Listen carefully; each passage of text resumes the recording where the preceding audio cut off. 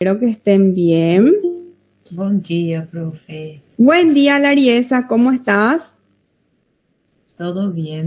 Qué suerte. Hola, Line, ¿cómo están? Hoy es un día muy bonito. Ya no hace tanto frío como el... Buen día, Hola, ¿cómo doctora. estás, Lorieli? He visto bien tu nombre. Lara Gabrieli. Yo miré la L y el I, pensé que era Lorieli. Lara. ¿Cómo estás, Lara? ¿Bien? Todo bien, doctora, gracias. ¿Y vos? Bien, también, gracias. Tenemos... Hola, Renan. A Renan le rescaté del Zoom. Renan fue rescatado del Zoom. Siempre, bueno, ya que estamos hablando sobre esto, ahora vamos a tratar de dar nuestra clase acá por Meet, ya que es continuado, no se corta y también de paso así les conozco más, ¿verdad? Pero de igual manera siempre voy a estar conectada por lo menos los primeros 10 minutos en el Zoom para ir rescatando a gente que se quedó por ahí. Entonces, no se preocupen, ¿verdad? Y siempre les voy también a pasar el link a la Ariesa y también para que vayan pasando en sus grupos. Pero también siempre voy a tratar de rescatarlos. Bueno, chicos, el día de hoy vamos a concluir lo que sería nuestra unidad 4.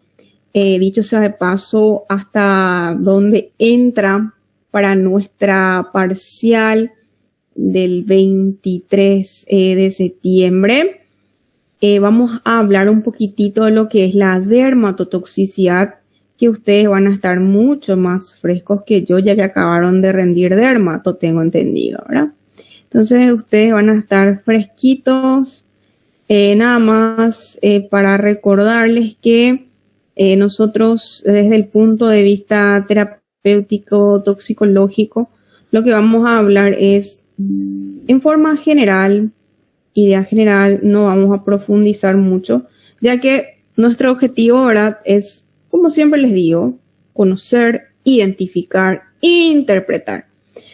Porque el conocimiento, la información ahora es algo que está muy accesible, pero lo que no se puede reemplazar es nuestro cerebrito, ¿verdad? Nosotros tenemos que pensar y para pensar tenemos que conocer. Ahora, una vez que pensemos ya, agarra tu teléfono, tu notebook, lo que fuere y ya puedes preguntar, averiguar. Pero si no pensás, ese paso también ya no vas a poder hacer. Entonces vamos a hablar un poquitito de lo que serían las lesiones dermatológicas que podemos observar principalmente secundaria al uso de algunos medicamentos, ¿verdad? Entonces, ya continuando, estos pueden aparecer. Primeramente, ¿me confirman que se comparte la pantalla? Sí. Qué suerte. Bueno, la vez pasada me quedé hablando sola un buen tiempo, parece. Bueno, entonces, primeramente, saber, ¿verdad?, que estas lesiones que son tipo reaccionales de la piel pueden ser por contacto exógeno o endógeno, ¿verdad? Y muchas de estas lesiones, una vez que entran en contacto con la piel, ¿verdad?, tiene mucho que ver también con algunos patrones independientes al tóxico y sí dependientes a la persona, ¿verdad? Principalmente cuando hablamos, por ejemplo, de las reacciones de hipersensibilidad, por ejemplo, ¿verdad? Entonces, esto muchas veces no está tan relacionado a qué tan tóxico es el agente o qué tan gran cantidad, mejor dicho, se haya expuesto, sino es la reacción propia de cada persona, que muchas veces ante un pequeño contacto, si esta persona tiene esa, vamos a decir, predisposición, ya puede desencadenar algunas reacciones. Entonces, nosotras vamos a denominarlas dermatitis por contacto. Corresponden a un 80-90% de todas las dermatitis secundarias de origen ocupacional, pueden ser secundarias a exposiciones directas sobre químicos que posteriormente desencadenan inflamación e irritación, ¿verdad? A su vez, esta dermatitis puede ser irritante, o sea que está directamente relacionada a lo que es el compuesto en sí, si es ácido, si es básico, ¿verdad?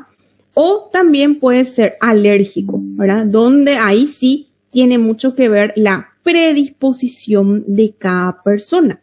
Normalmente estas son más frecuentes en la industria cuando hablamos de causas ocupacionales. En un 70% son de origen irritante y nada más un 30% son de origen alérgica. Entonces, cuando hablamos ocupacional, sí, esto cambia un poquitito cuando hablamos de causa medicamentosa. Entonces, ya como les había adelantado, la dermatitis irritante es relacionado directamente al efecto tóxico sobre la piel, ¿verdad? Ácidos, álcalis, solventes o detergentes.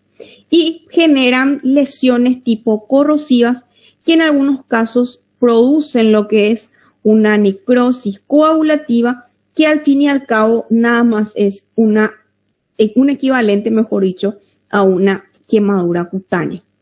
Ya cuando hablamos de origen alérgico, están relacionados principalmente reacciones de hipersensibilidad que normalmente tienden a ser de tipo tardío. Los alergenos están dispuestos en el ambiente y tienen que tener cierta característica como un peso molecular. Actúan como aptenos, se unen al componente proteico de la piel y ahí forman lo que es ya el antígeno sensibilizador.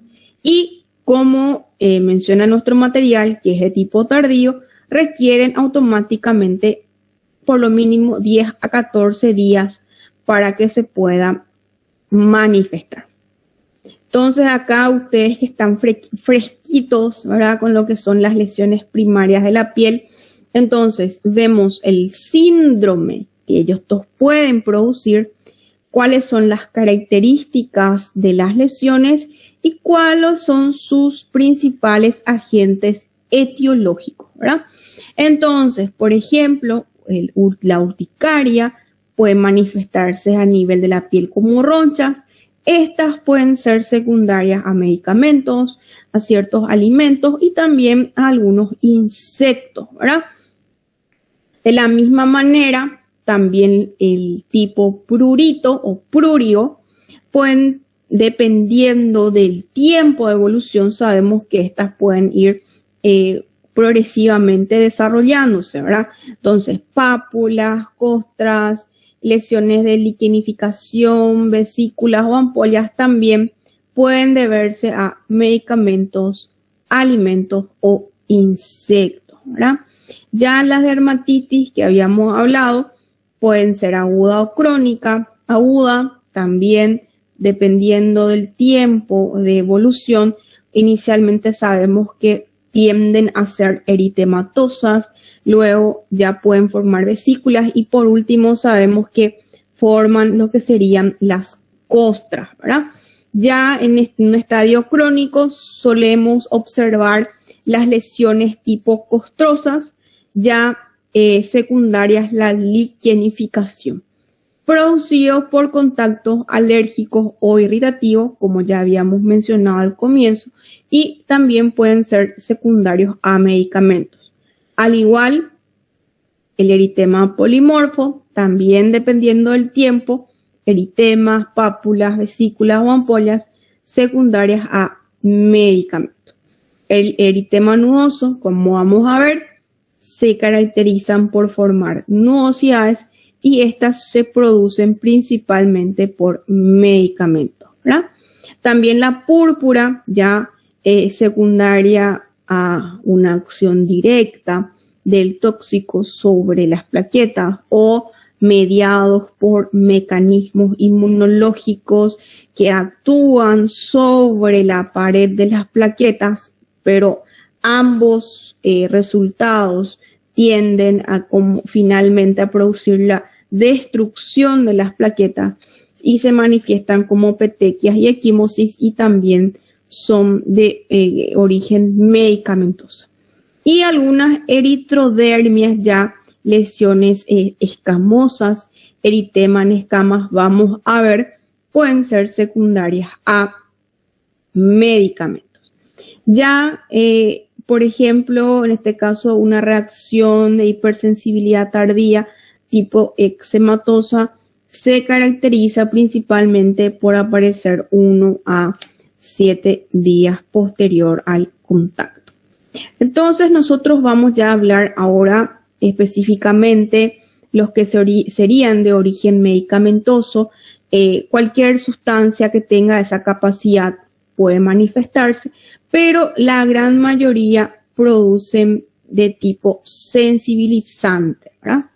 De ellos, nuevamente, los más frecuentes son los antibióticos como la neomicina, el cloramfenicol, algunos derivados del mercurio como el mertiolate, algunas sulfas como el sulfatiazol en polvo, algunos nitrofuranos como el furacim, algunos antihistamínicos como las pomadas y jaleas y otros derivados como por ejemplo del yodo, violeta genciana o simplemente algunas sustancias que actúen como vehículos de muchas pomadas pueden ya producir la dermatitis.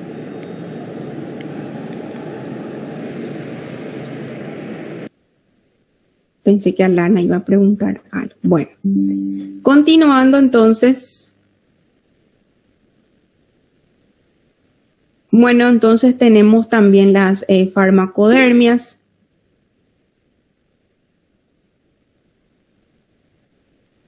Sin problema, Lana, no te preocupes. Te vamos a anotar de igual manera. Gracias por avisar. Bueno, entonces, luego tenemos las farmacodermias, que son las lesiones específicamente en piel secundarias al uso de medicamentos, sea cual fuere la vía de utilización. Es algo muy frecuente, ¿sí? Es un motivo de consulta frecuente tanto para el médico de familia, el internista o el médico generalista, ¿verdad? Y, ¿por qué no también de los dermatólogos?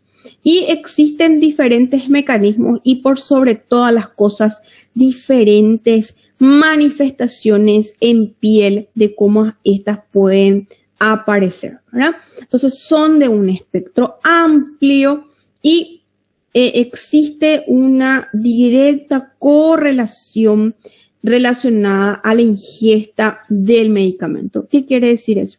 Que es muy probable que el paciente les diga, ¿sí?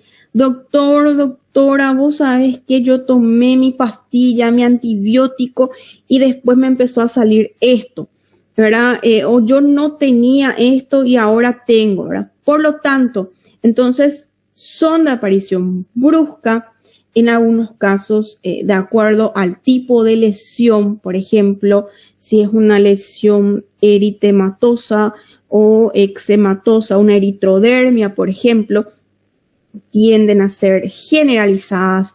Por lo general, ocupan del 80 al 90% del cuerpo, entonces es generalizada. Va acompañado normalmente de un prurito intenso, ¿verdad? Entonces, normalmente cuando hablamos de estos tipos de lesiones, siempre están involucrados los mecanismos de hipersensibilidad. Para que ocurra, muchas veces hay un antecedente, una automedicación y muchas veces, como les dije, es sugerida por el propio paciente. O sea, el paciente ya va a venir a consultar diciéndote, doctor, doctora, después de que tomé, ¿verdad? Existe esa correlación directa. Entonces vamos a hablar primeramente de las más frecuentes. Entre ellas está el eritema fijo. Son lesiones, manchas fijas, eritematosas. Pueden aparecer en cualquier sitio, pero más frecuente en párpados y en región alrededor de la boca. A medida que la persona sigue ingiriendo el agente causal, esta lesión tiende a ser más oscura o sea, va aumentando su pigmentación y en algunos casos inclusive puede quedar de forma permanente, razón por la cual tiene que acudir otra vez a consultar para ver qué medicamento puede tomar o aplicarse para poder eliminarlos ya con el especialista, como les dije. Entonces, esto es directamente proporcional, entiéndase.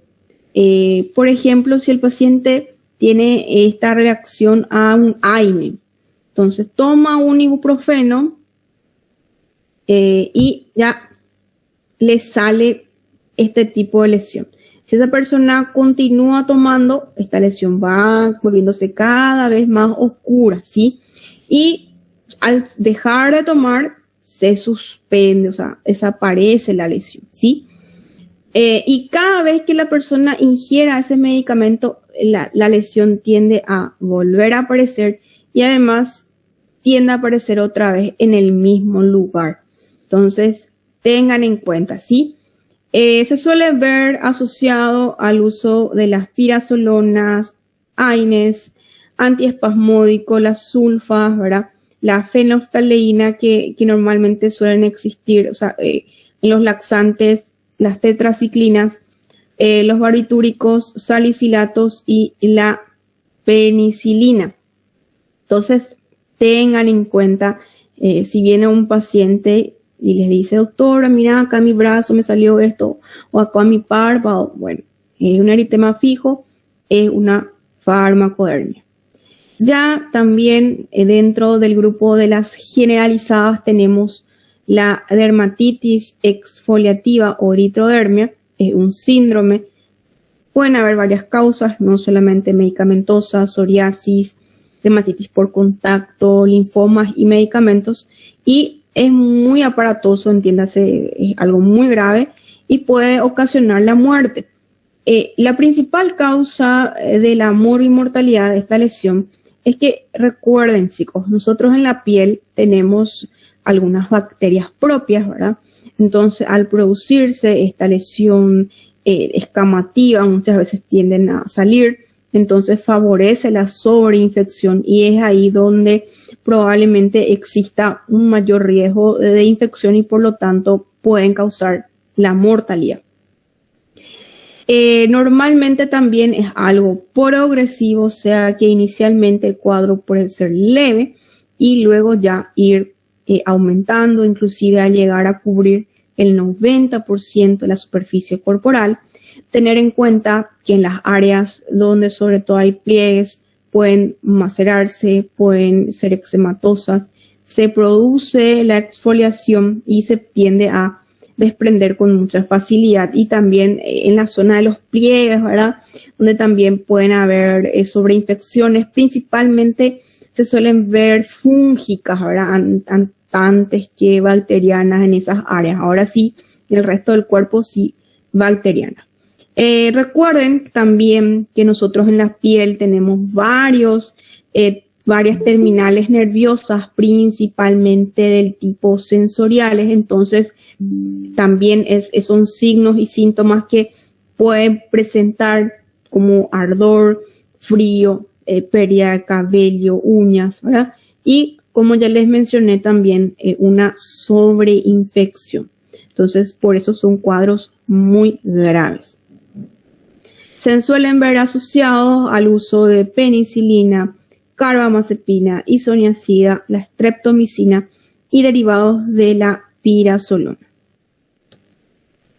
Luego tenemos las que producen dermatitis de tipo eritematoampolosas, al igual también conforme asociado al consumo van inicialmente de leves a casos más severos, donde estas lesiones ampollosas inclusive ya pueden tener un componente vascular, ¿verdad? Donde ya inclusive pueden llegar a la parte sistémica.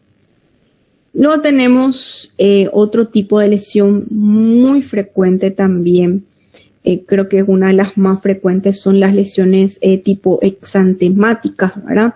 Entonces hay un brote brusco cutáneo acompañado de eritema, también distribuida en todo el cuerpo. y asociado a síntomas generales. ¿Qué quiere decir eso? Entonces, normalmente estos cuadros van a ir acompañados de fiebre en algunos casos, astenia, malestar general.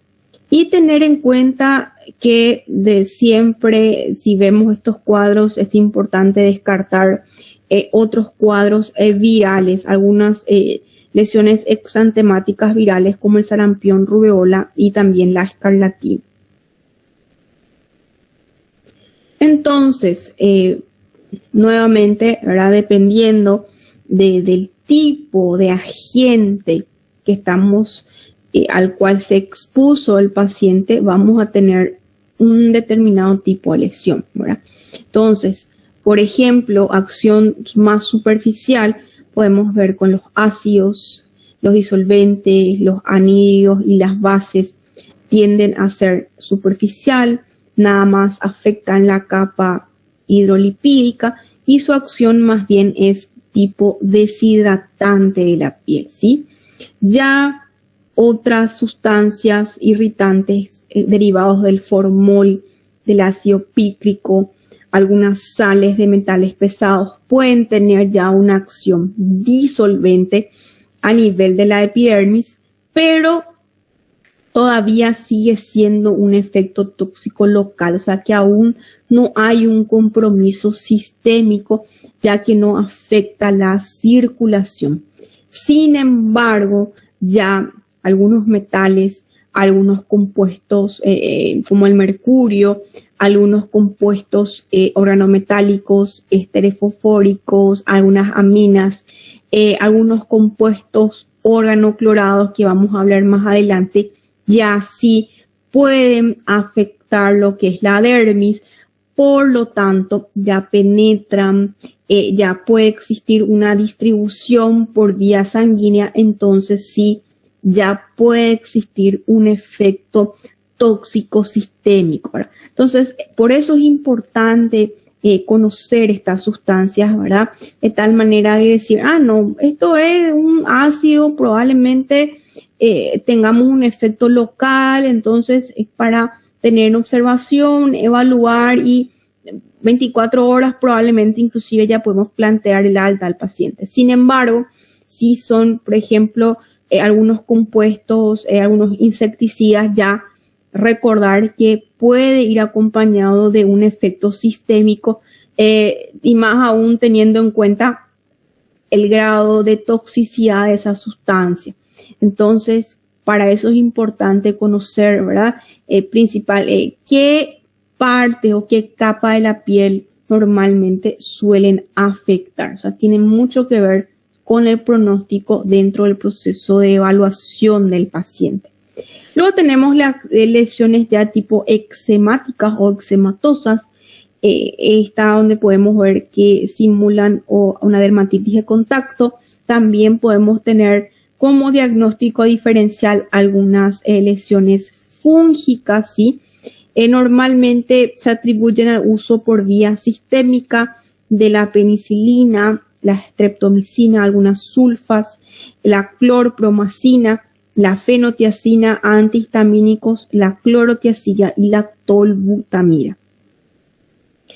Alopecias también puede ser secundaria a algunas cosas, considerada una farmacodermia, y tener en cuenta que la pérdida de pelo no solamente puede ser en la cabeza, como podemos ver en la imagen, sino también pueden ser en áreas del cuerpo, axilas, y normalmente se producen por el uso de medicación citostática, como la ciclofosfamida, la azatioprina y el metotrexate. Entonces, por ejemplo, un paciente que inicia tratamiento para lupus, ¿verdad? Y les dice, mira, doctora, desde que empecé a tomar mi azatioprina, yo siento que estoy perdiendo pelo, o acá mi pecho si es varón, o mi cabello acá si es mujer. Entonces, tener en cuenta que sí es una forma de farmacodermia. Entonces, evaluar el caso, evaluar la medicación y también derivar al especialista, en este caso al dermatólogo.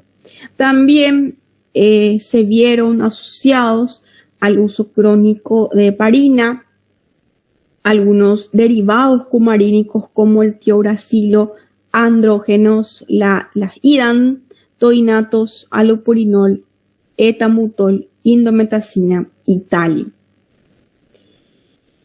También dentro de las farmacodermias podemos tener lesiones o erupciones tipo acneiformes. Estas se producen secundarias a hiperkeratosis folicular. Como podemos ver en la imagen, predominan en el tronco, ¿sí? Son lesiones tipo pápulas queratósicas, pero a diferencia de lo que vemos en las lesiones acneiformes como tal, no van acompañados de comedones y abscesos. Lo máximo que podemos ver son pústulas, ¿verdad? Que justamente vemos acá en la imagen, ¿verdad? Algunas lesiones pustulosas, pero hasta ahí, o sea, no tienen comedones, no forman abscesos. Es nuestro diagnóstico diferencial para poder decir, probablemente es medicamentoso o si es de otro origen del acné. Normalmente se pueden producir secundarios al uso de corticosteroides, ACTH, fenobarbital, vitamina B12, isoniazida y también muy común, ¿verdad? Los anticonceptivos orales se suelen observar bastante. Otro cuadro también, y en este caso sí, que puede llegar a ser muy severo, son cuando se manifiestan como urticaria o un edema angioneurótico. Son síndromes, pueden existir secundarios al uso de la penicilina, aspirina, las sulfas, el cloranfenicol y opiáceos, ¿verdad?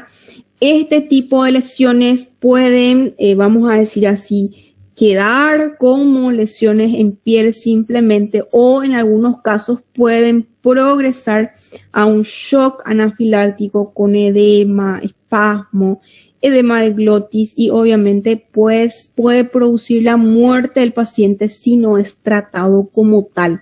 Entonces, vuelvo a decir, chicos, siempre que vean una reacción o un shock anafiláctico, se trata con adrenalina, ¿sí? Muchas veces existe cierto miedo al utilizar, pero es la indicación. Adrenalina subcutánea 0,2 a 0,3 ml se administra y el paciente van a salvar la vida del paciente. Porque muchas veces tendemos a tener un poquito de miedo a utilizarlos y usamos corticoides, antihistamínicos y que poco o nada van a actuar en estos casos. Sí, ya en el tratamiento de mantenimiento sí utilizamos ya eso, pero tratamiento de ataque en estos casos es adrenalina, ¿sí? No se olviden. Bueno, ya como habíamos hablado al comienzo, también pueden producir púrpuras secundarias al uso de fármacos. Es más frecuente en mujeres, una relación 3:1, y así también en mujeres mayores de 50 años y corresponde al 2%, ¿sí? Puede ser tóxico, puede ser mediado por mecanismo inmunológico, donde hay una reacción antígeno-anticuerpo que finalmente desencadena lo que es la destrucción plaquetaria, que es lo que se manifiesta al fin con las lesiones, ¿sí? Se pueden ver secundarias al uso de analgésicos, secundarias al uso de antibióticos, diuréticos y también algunos anticonvulsivantes. Tratamiento, siempre suspender el tratamiento, ¿sí? No, como vimos, estas lesiones son lesiones que tienden a ir progresando, ¿verdad? Entonces, a partir del momento que nosotros entramos en contacto o acude con nosotros el paciente, esto debe ser suspendido, ¿sí? Para evitar que esto siga progresando justamente. Y dependiendo del grado de compromiso, se sugiere hospitalizarlo durante el periodo agudo. Ya los casos más severos, sí se recomienda utilizar corticoides 2 miligramos kilogramo del peso corporal e ir posteriormente haciendo la reducción progresiva, ¿sí? Principalmente, chicos, entonces en estos cuadros de hipersensibilidad o cuando hacemos un tratamiento para un paciente inmunológico donde utilizamos grandes cantidades de corticoides por vía endovenosa por un tiempo mayor a 5 días. No se olviden, siempre después tenemos que hacer un descenso progresivo, ¿sí? No se suspende de golpe, porque o si no, le podemos causar a nuestro paciente una insuficiencia suprarrenal secundaria. Entonces, por ejemplo, le administramos, qué sé yo, ponele 100 miligramos ya muchísimo, de hidrocortisona. 300 miligramos de hidrocortisona, 7 días. Bueno, yo le quiero dar de alta a este paciente, entonces yo tengo que hacer la equivalencia con vía oral, entiéndase con la prednisona. Entonces, hay que hacer, existen todo tablas, ¿verdad? ¿Cuántos miligramos corresponde 300 miligramos de hidro? ¿A cuántos miligramos de prednisona corresponde? Le indico al paciente por vía oral, ponele 50. Estoy chutando, chicos, no es seguro, 50. Entonces, este paciente se va a ir con 50. La semana siguiente ya tiene que recibir 45. Y solemos descender 5 miligramos por semana. Así, ese es el protocolo. Aplícase para cualquier tratamiento de corticoides, ¿sí? Entonces, siempre descenso progresivo, nunca descenso brusco. Bueno, también pueden existir otras manifestaciones ya donde algunos medicamentos pueden desencadenar otras enfermedades, como por ejemplo el lupus, las porfirias o el pénfigo. El lupus se suele ver asociado a la hidralazina, a las hidantoínas, la isoniazida y el tiuracilo. Las porfirias, estas se producen por un metabolismo anormal de las porfirias y está asociado al uso de barbitúricos, también las hidantoínas. Y el pénfigo, las lesiones pénfigoides, es secundario al uso de la penicilamida, la rifampicina y la penicilina. Ya vimos la clase anterior. ¿Dudas, preguntas sobre dermatotoxicidad? No, doctora. Bueno, entonces recuerden, ¿verdad? Pueden ser dermatitis de contacto, pueden ser irritativas, alérgicas. En el campo ocupacional, o sea, en el área laboral, son más frecuentes las tipo irritativas, claro, ¿verdad? Secundario a un antecedente de, qué sé yo, caída de un ácido, de un disolvente, de un álcali, ¿verdad? Las lesiones tienden a ser nada más que locales, producen una necrosis coagulativa que nada más es que se manifiesta como una quemadura, ¿verdad? Ya las farmacodermias son los que tenemos que manejar, donde están involucrados específicamente los medicamentos. Recuerden cuáles son los tipos de lesiones, ¿verdad?, que pueden manifestarse. Entonces, recordar, pueden haber un eritema fijo, puede producir una lesión eczematosa, pueden producir alopecias, pueden producir... Yo les voy a ser sincera, ¿verdad? Como siempre les digo, yo siempre trato de que ustedes aprendan lo que tienen que saber, lo que les va a servir por la vida. Si consigo que ustedes cuando vean una lesión piensen, puede ser farmacológico, yo ya estoy feliz. ¿Por qué? Como les digo, la información está abierta a cualquiera, ustedes ya pueden buscar ahí en Google, qué sé yo, y ahí les cuenta, ¿sabes qué, doctor? Tomé eritromicina, y ahí, eritromicina produce, sí, bueno, entonces sí. Pero el hecho de pensar en una farmacodermia, eso es lo que no se puede delegar. Eso sí, es compromiso nuestro los médicos. Entonces, siempre yo eso trato de fomentar en ustedes. Entonces, Si ustedes saben, ¿verdad?, cuáles son las principales farmacodermias, vamos a hablar así de algunos fármacos específicos que son los más asociados que tienen que saber, ¿verdad? Entonces, es prácticamente eso. Bueno, con eso hemos concluido lo que es la unidad 4. Valga nuevamente la aclaración hasta dónde va a entrar nuestra parcial del 23 de septiembre. Ahora vamos a hablar ya de lo que son la unidad 5. Vamos a hablar de las intoxicaciones no medicamentosas, principalmente el día de hoy producida por los plaguicidas.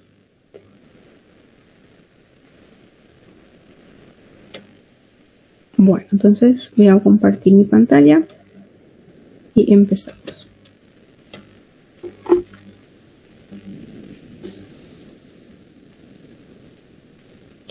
Bueno, chicos, vamos a hablar un poquitito de lo que serían las intoxicaciones de origen no medicamentosa, en este caso por sustancias que se utilizan bastante tanto en el área agrícola, también pueden tener uso doméstico y en algunos casos para poder eliminar roedores, insectos, etcétera, ¿verdad?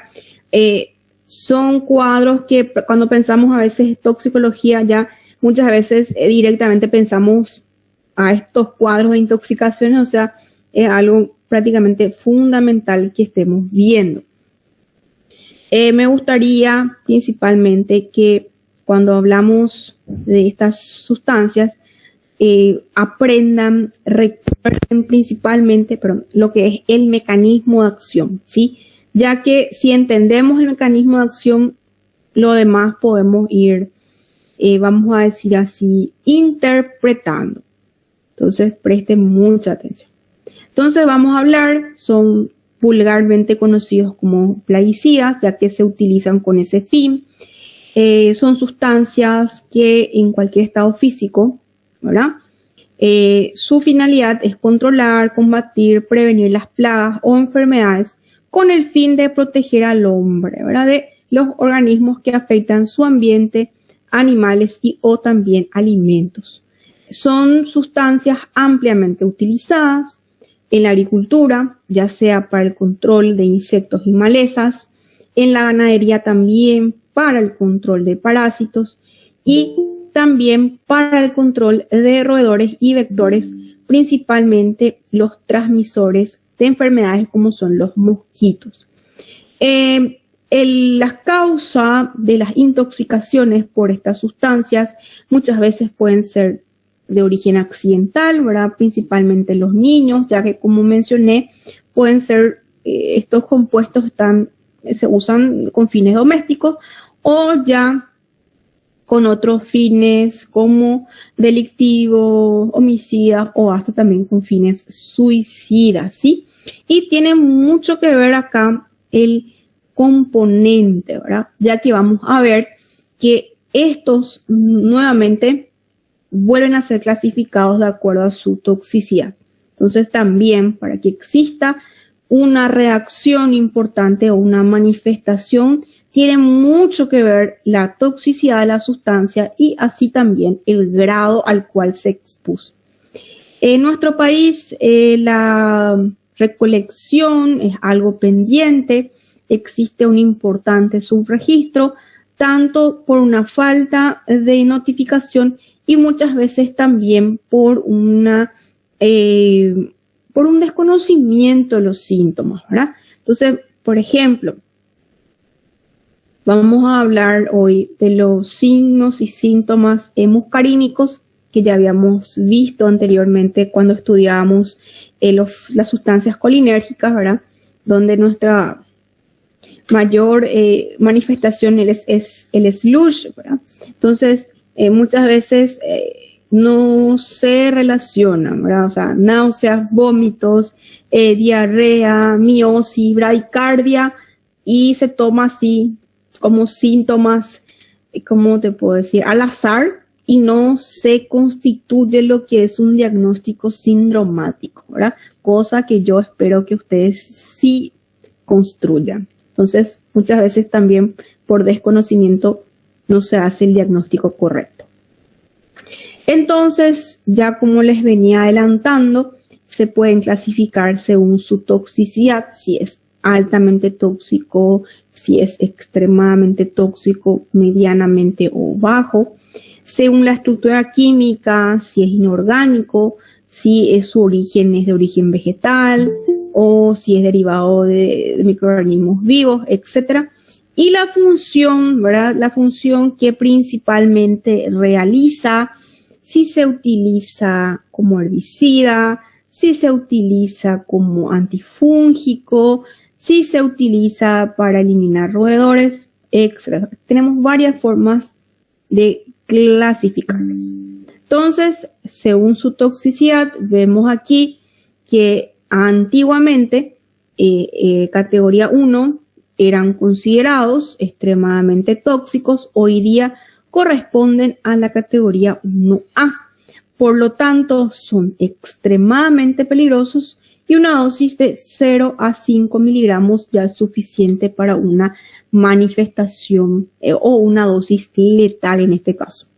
Ya la categoría 2 son considerados altamente tóxicos y actualmente se conoce como 1B y es altamente peligroso, ya con dosis de 5 a 50 y así sucesivamente, ¿verdad? Medianamente tóxicos y ligeramente tóxicos.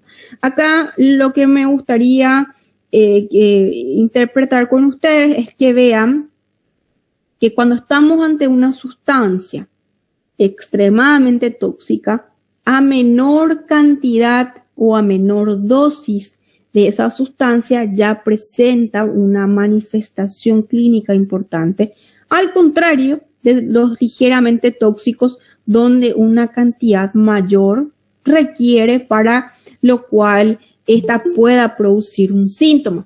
¿Por qué es importante saber esto? Fácil. Nosotros, para poder evaluar lo que es el pronóstico del paciente, podemos evaluar ya las comorbilidades del paciente, podemos evaluar inclusive el grado de compromiso, ¿verdad?, que éste puede presentar.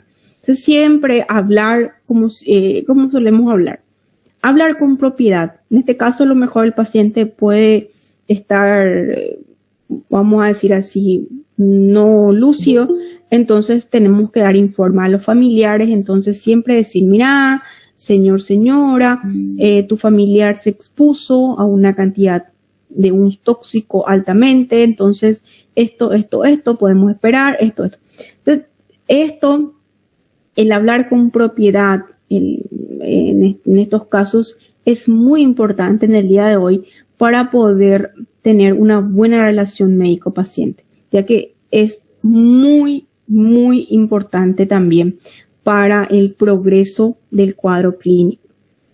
Porque un paciente que no confía en su médico, prácticamente el tratamiento ya está, para no decir condenado al fracaso, pero tiene altas, ¿verdad? ¿Por qué? Porque todo va a cuestionar y es muy difícil. Entonces, para que eso no pase, siempre tenemos que hablar con propiedad, tenemos que hablar con sinceridad y para eso tenemos que conocer.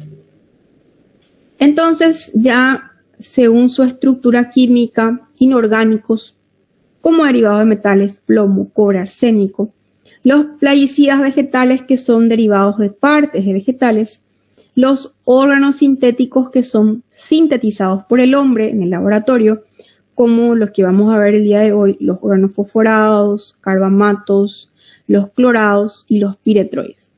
Y los microorganismos vivos, que son los virus, bacterias, hongos, que más bien se utilizan para el control biológico de plagas. Y según el uso, pueden tener usos como insecticidas, como fungicidas, como herbicidas o como rodenticidas, ¿verdad? Los insecticidas, clorados, organofosforados, los carbamatos, las piretrinas y piretroides y, por ejemplo, también la ivermectina.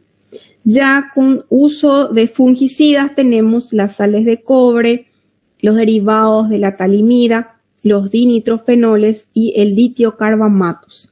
Como herbicidas tenemos los bipiridilos y el glifosato, y los rodenticidas a su vez pueden ser inorgánicos como derivados de talio, el anhídrido arsenioso, el fosfuro de aluminio y el fosfuro de zinc. Y los orgánicos como los anticoagulantes cumarínicos como la warfarina. Bueno, vamos a hablar entonces de los organofosforados. Bueno, estos nuevamente se vuelven a clasificar de acuerdo a su toxicidad, su estructura química, ¿verdad? Existe una amplia variedad de agentes con estas características. Tienen la particularidad que se pueden absorber por vía inhalatoria, por la vía digestiva, o sea, por la vía oral, y también por la vía transdérmica, ¿sí? Esta vía transdérmica, para que ocurra, tiene que ser una sustancia altamente tóxica, ¿verdad? Ya que la toxicidad es directamente proporcional a su capacidad de absorción por esta vía. Entonces, si un paciente llega junto a ustedes y les muestra, mira doctor, se me derramó tal sustancia, y ustedes evalúan y ven que es levemente tóxico, entonces automáticamente existe muy baja probabilidad de que sea absorbido.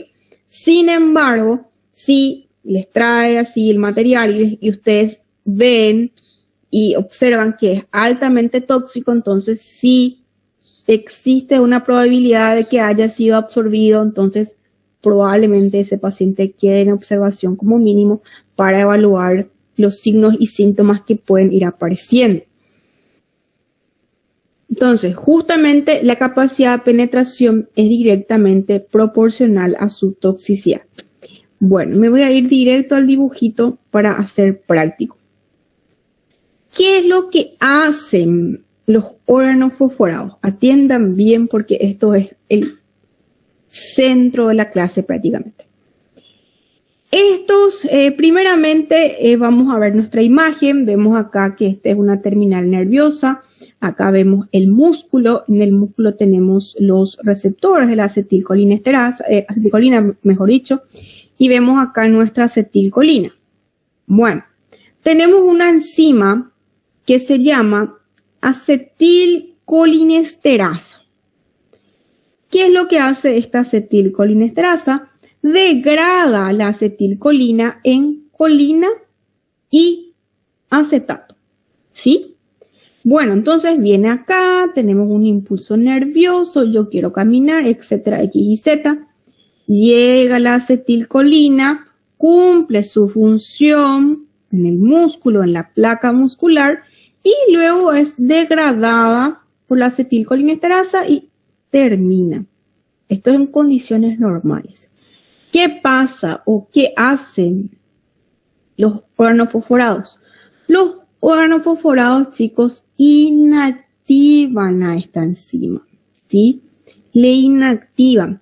¿Y de qué manera lo inactivan? Le fosforilan, o sea, le ponen acá una pesita, le fosforilan y le inactivan.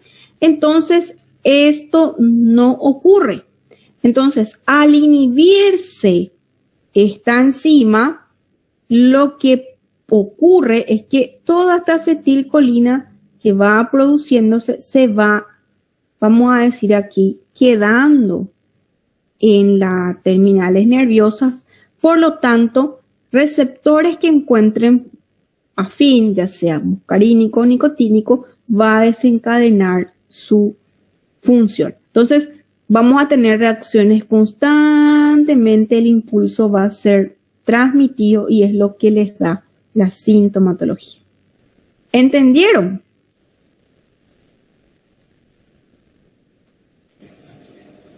Sí, doctora. Bueno, esto es importantísimo que entiendan porque esto es prácticamente todo. Si entienden esto ya, después, como les dije, podemos ir nada más que dilucidando lo que probablemente va a producir. Entonces es esto, bloquean a la acetilcolinesterasa, entonces queda acá libre acetilcolina y receptor que encuentra, receptor que transmite impulso y ahí el impulso se transmite de manera intermitente, mejor dicho, permanente. Entonces, volviendo, se fosforila la acetilcolinesterasa, se inactiva, entonces hay una sobreestimulación de lo que es la acetilcolina no degradada en las terminales nerviosas. Y dependiendo de qué receptor se une, van a tener los signos y síntomas, ¿verdad?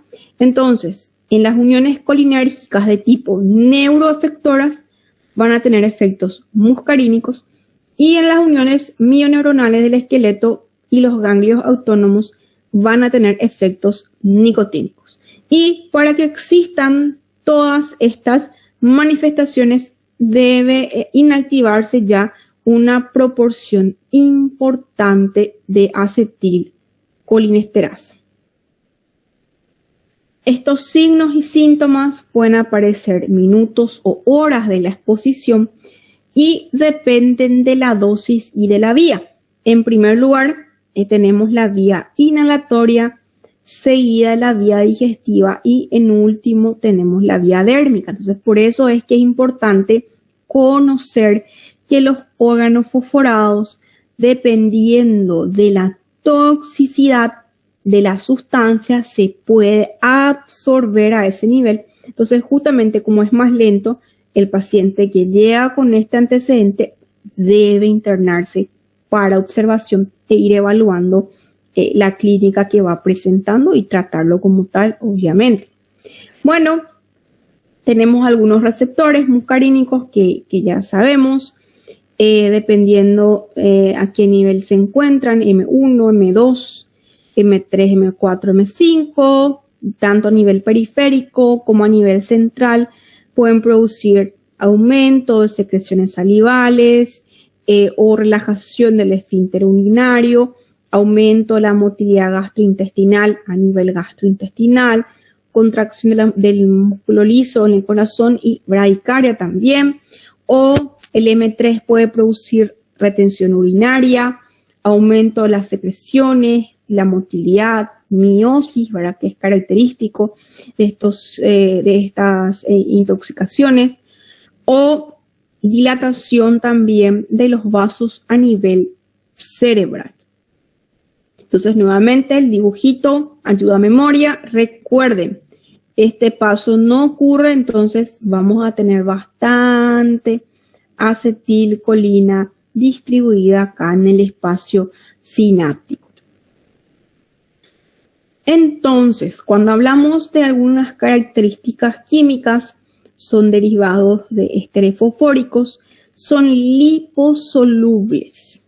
Entonces, al ser liposolubles, automáticamente también ya podemos relacionar que probablemente también el paciente presente signos y síntomas a nivel central. Recuerden, los que son los fármacos o sustancias liposolubles generalmente tienen la capacidad de atravesar la barrera hematoencefálica, ¿verdad? Entonces, pueden tener estos signos y síntomas. Su mecanismo de acción, como ya vimos, son inhibidores potentes e irreversibles de la acetilcolinesterasa y tienen la particularidad de un escaso poder de permanencia en el medio ambiente, razón por la cual se sigue utilizando, ya que, por ejemplo, los órganos clorados, a diferencia, tienen la característica de que permanecen en mayor cantidad, por eso es que en muchos países inclusive ya no se utiliza, que no es el caso de los órganos fosforados. Entonces, los más utilizados tenemos el paratión, el metilparatión, el tenefos, el ticlorbus y propoxur. El paratión y malatión también son los más comunes. Usos agrícolas, domésticos, control de vectores Y como ya vimos, la absorción principalmente por vía inhalatoria, seguido por la vía oral y en último la cutánea. Recuerden, la vía cutánea es directamente proporcional a la toxicidad de la sustancia. Tienen una excreción renal mayoritariamente.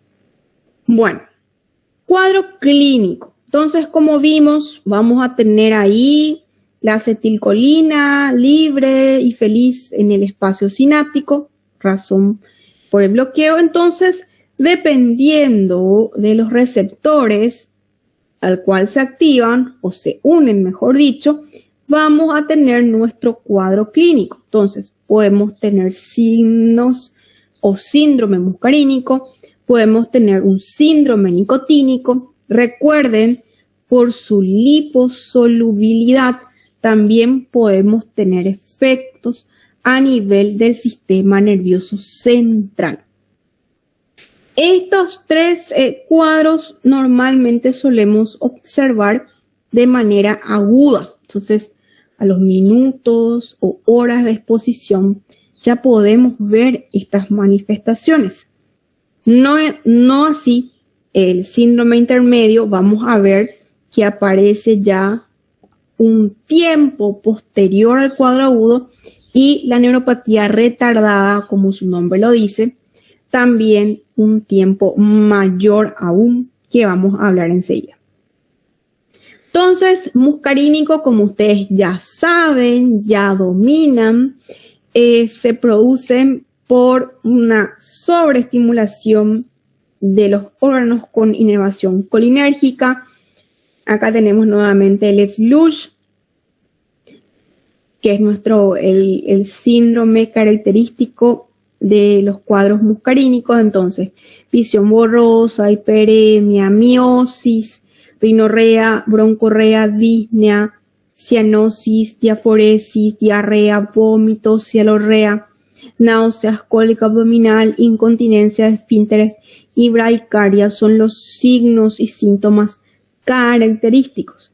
Entonces, ustedes ya saben, el tratamiento para estos signos y síntomas es la atropina. Luego tenemos los síndromes nicotínicos, que se producen más bien por el bloqueo del impulso nervioso a nivel de las sinapsis preganglionares y las fibras motoras, somáticas. Entonces, los signos y síntomas también son más, vamos a decir así, más feo muscular. Entonces, el paciente puede tener calambres, mialgias, debilidad generalizada, puede presentarse fasciculaciones y parálisis flácida. Entonces, recuerden, cuando hablamos de signos y síntomas muscarínicos, la palabra clave es SLUSH, ¿verdad? Y cuando hablamos de signos y síntomas nicotínicos, recuerden, el cuadro prácticamente se reduce a afectación, vamos a decir así, muscular. Y el tratamiento también va a ser diferente. Ya a nivel central, como dijimos, está directamente relacionada a su característica química, que es la liposolubilidad. Entonces, atraviesa la barrera hematoencefálica. El paciente puede tener signos y síntomas como ansiedad, cefalea, depresión, confusión, somnolencia, ataxia, convulsiones y coma, que son manifestaciones que aparecen. Entonces, prácticamente con esto tenemos lo que es el cuadro agudo. Entonces, efectos, no se olviden. Órganos fosforados, entonces, efectos muscarínicos, efectos nicotínicos y efectos sobre el sistema nervioso central principalmente. Luego tenemos ya el síndrome intermedio, y como los de adelante ocurre un tiempo posterior. Tenemos a decir 24 a 48 horas después. Esta se produce por un deterioro tanto pre y postsináptico de la transmisión neuromuscular motivado por la prolongada inhibición de la acetilcolinesterasa, que ese es secundario ya a ese bloqueo, por decirlo así. El paciente presenta debilidad a nivel de los músculos proximales de las extremidades, de los flexores del cuello y también en los músculos respiratorios. Ya en un mayor tiempo puede aparecer lo que es la neuropatía retardada. Aparece entre 1 y 3 semanas después de la exposición. Es una polineuropatía y también está directamente relacionada a la toxicidad del agente, ¿sí? Acá existe lo que es el mecanismo, una inhibición de una enzima que es la esterasa neurotóxica, por lo tanto se produce un incremento del calcio y por una alteración de la enzima calmodulina quinasa E2. Es una polineuropatía motora predominantemente, tipo flaxia, pero también pueden haber manifestaciones de tipo sensorial. Entonces, por ejemplo, calambres, sensación de quemaduras, dolor punzante, parestesias, más bien ya son signos y síntomas de tipo sensorial. La parte motora puede haber disminución de la fuerza en las extremidades inferiores, también de la sensibilidad al tacto, al dolor, temperatura, atrofia y pérdida de reflejos aquiliano y en caso severo inclusive puede existir parálisis. Se produce secundario al consumo o al uso del Mipafox, Leptofox, Triclorfom, Triclornate, ¿verdad? El aloxano también. Entonces tenemos acá un pequeño cuadro comparativo para recordar. Entonces, como dijimos, los cuadros de intoxicación aguda, vamos a ver que pueden ser secundarios también a los carbamatos, que vamos a hablar enseguida. Es rápido, recuerden, cuadro agudo, 3 cosas: signos y síntomas muscarínicos, nicotínicos y efectos a nivel central principalmente. El pronóstico depende del grado y también del manejo del paciente, ¿verdad? Ya los cuadros neurotóxicos pueden ser intermedio y neuropatía retardada. Recuerden, intermedio 24 a 96 horas después del cuadro agudo. La neuropatía retardada 1 a 3 semanas después, ¿verdad? El pronóstico del síndrome intermedio tiene un buen pronóstico, existe una recuperación total, no tienden a dejar secuelas ya 5 a 20 días después de la exposición. Sin embargo, la neuropatía retardada ya tiene un mayor tiempo, se habla de 6 a 18 meses, inclusive puede llegar a producir parálisis de los miembros inferiores. Por eso que es muy importante el conocimiento, el manejo y el tratamiento adecuado. Entonces, acá nada más nuevamente recordar los signos y síntomas muscarínicos, los nicotínicos y que pueden existir a nivel central principalmente. Diagnóstico: siempre una buena historia clínica, los hallazgos físicos sugerentes, los signos y síntomas muscarínicos, nicotínicos y existe la posibilidad de la cuantificación de la actividad de la acetilcolinesterasa, que normalmente en estos casos van a estar disminuidos, tanto la plasmática como también la eritrocitaria. Entonces, si sospechamos de estos cuadros, entonces conviene hacer esta medición y ahí ya confirmamos nuestro diagnóstico. Tratamiento: siempre el ABC de la urgencia, siempre tener en cuenta control del medio interno, compensar todas las alteraciones metabólicas que existan, obviamente retirar de la exposición, sea esta cutánea, quitar la ropa, lavado profuso, por lo menos 10 minutos, por lo menos realizarlo con 4 litros de suero.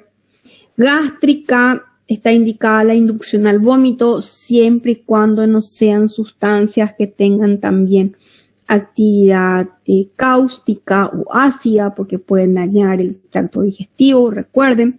Y sí, el lavado gástrico con carbón activado principalmente, y las benzodiazepinas en caso de que el paciente presente convulsiones. Recuerden, las convulsiones son una de las principales manifestaciones clínicas por afectación a nivel central. El tratamiento, como ya había hablado, para tratar lo que serían todos los signos y síntomas muscarínicos, utilizamos atropina, y para tratar los signos y síntomas nicotínicos usamos la pralidoxima, ¿sí? Entonces, cuando existen síntomas de muscarínicos como broncoespasmo, broncorrea, utilizamos se movió acá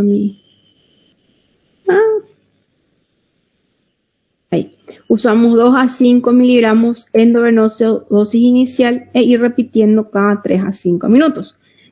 ¿Hasta cuándo van a repetir?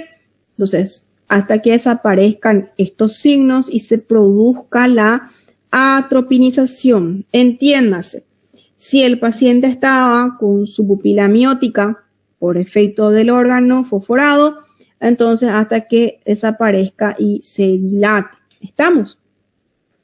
La pralidoxima más bien usamos para aliviar los síntomas neuromusculares secundarios a los efectos nicotínicos principalmente.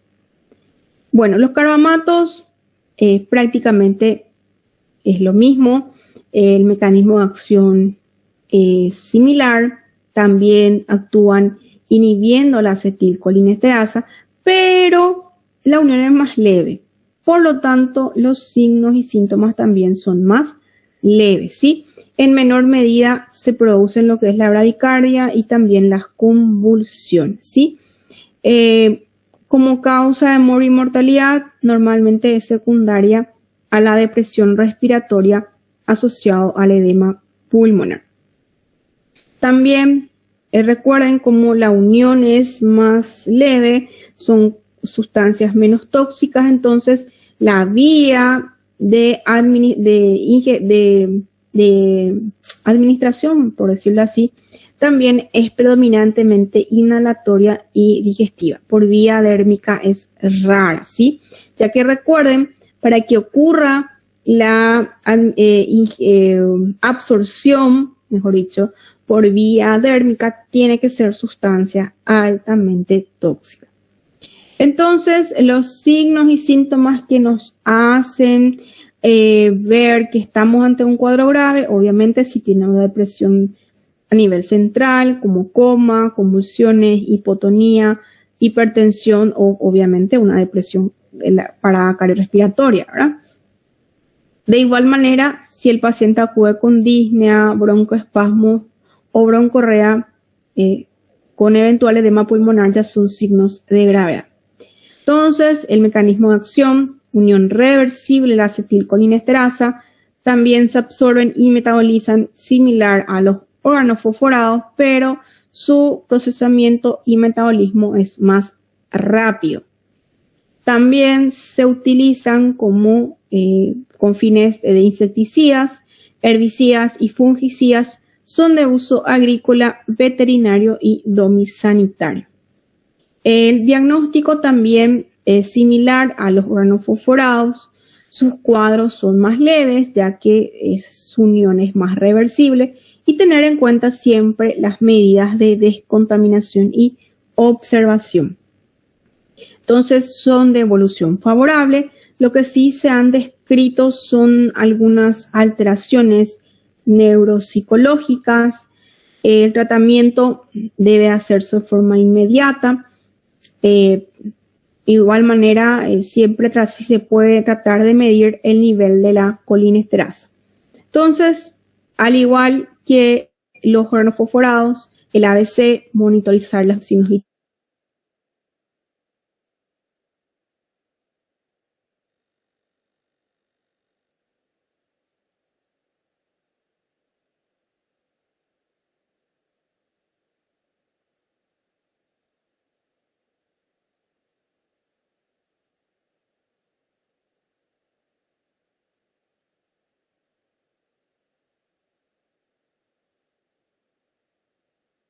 Doutor,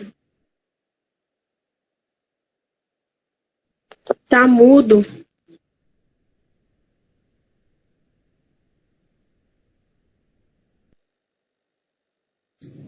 Acredito que caiu a internet dela.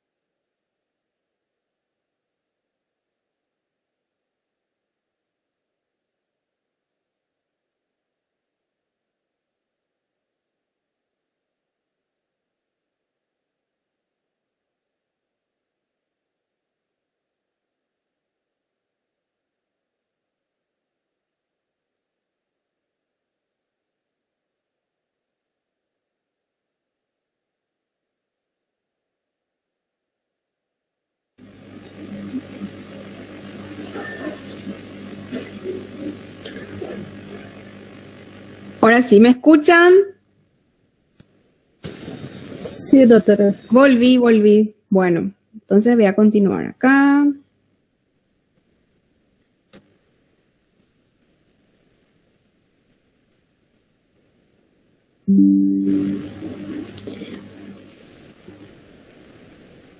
Bueno, chicos, entonces, como estábamos hablando, ¿verdad? Es tratarlo siempre, como sabemos, el ABC, evaluar si es un paciente con criterios para hacer la